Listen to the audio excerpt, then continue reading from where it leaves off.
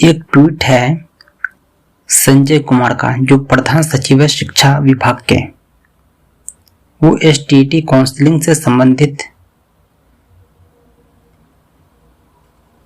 एक खुशखबरी दिए हैं और कह रहे हैं कि अप्रैल के लास्ट तक जो है इनकी काउंसलिंग करा ली जाएगी स्टेट वालों की। वो अपना डॉक्यूमेंट तैयार रखें। आपको क्या क्या डॉक्यूमेंट चाहिए मैं आपको बतला देता हूँ। Matriculation, intermediate, graduation, BEd, PG सभी के मार्कशीट और सर्टिफिकेट। इसके अलावा domicile certificate, character certificate, caste certificate. Character certificate चाहिए एसपी द्वारा निर्गत। तो अगर आप अभ्यर्थी हैं स्टेट के तो यह डॉक्यूमेंट तैयार रखें, आपके काम आएगा। धन्यवाद।